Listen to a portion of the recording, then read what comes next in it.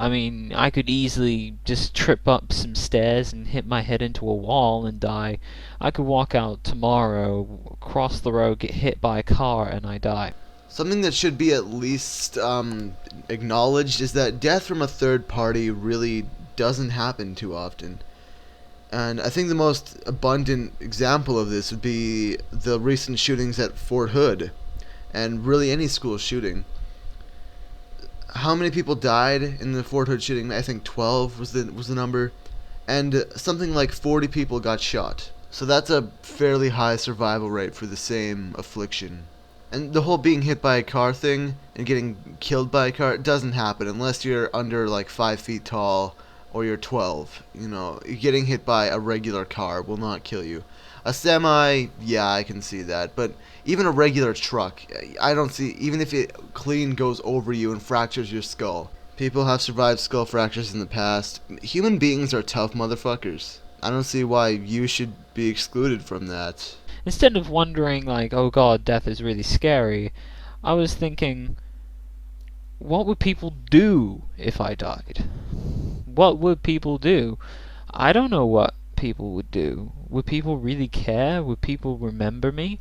To be honest, Tweepo, I can say the same for you as I can say for any other internet personality that I've known about. Like, unless I knew you were dead beforehand, the only thing I would notice is that your presence was no longer in the present. It was stunted. You were on a hiatus. I think the disappointment of knowing that you're not making videos presently would kind of jade me into thinking that you're just not going to make videos anymore. And then once I actually did receive the news that you were dead, I'd be too jaded to really give a shit. I visit my dad's grave today, and this might be another reason why I've been thinking about this a lot more. Because he's pretty much been forgotten. Another thing that I've noticed just by existing on this planet and by observing the world for these past few years with like a heightened sense of observation is that people put up with a lot of shit. People put up with shit every day, all day. And I think that the only way to defend yourself from this is just to forget about things. Oh look, the government just increased my testicle cancer tax by $5,000. Oh boy. Well, I guess I'll just pay it and forget about it, because otherwise I'd be a crying mess in the corner and there'd be no point to life, thus suicide is an option. I wrote an entry pretty much about this exact subject in my blog about 2 months ago. So I'll read it now and hopefully it'll make sense to the topic. Going through the comments of a video, I saw someone say, "This video keeps me going when I think all that's left is death. It reminds me how much we hurt people we love if we commit suicide." All that's left is death. Death is the final side effect of being born. It's fucking nature. Are there beautiful moments in between birth and death? Of course. We perceive things in a way no other living creature on this planet has ever seen things before. It's a gift of nature that creates moments we deem worthwhile and live for. I certainly don't want to die, but I don't think that's going to be too bad. The physical act of dying will probably just be going to sleep and never waking up again. I fear every single moment I will miss after death. Secondly, people don't hurt their loved ones by committing suicide. Sure, for a few months, maybe years, but guess what? If you commit suicide, doesn't that mean you found peace with them living and you not? So if they're gonna keep living, obviously the sting of knowing you commit suicide will evaporate. It comes with life. You forget a lot of bullshit in order to keep yourself composed. I'm hurt every day by how the government is fucking the middle class, how money has ruined the species and nearly this planet.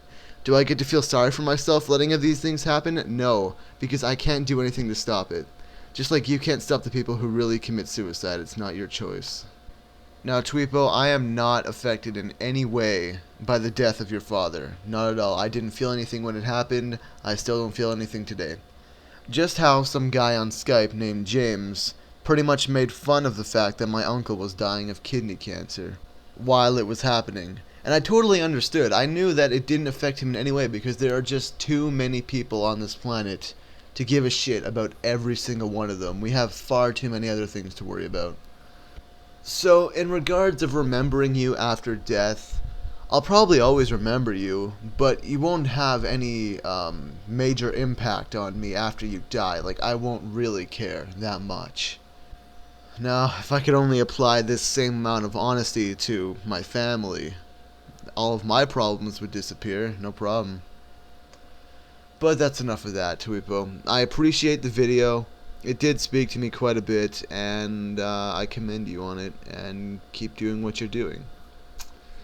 However, don't display your whole personal life in front of a faceless mob. It's not worth it. I tried it, it didn't work. Just don't do it. Speaking of my personal life and in front of a faceless audience, guess what? This is my last few days in this house. I have today and I have tomorrow.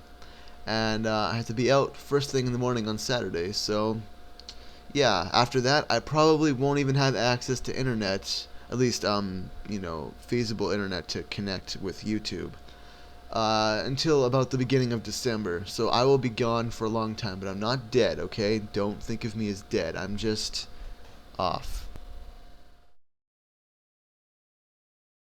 I fucking grew up here. I don't want to leave.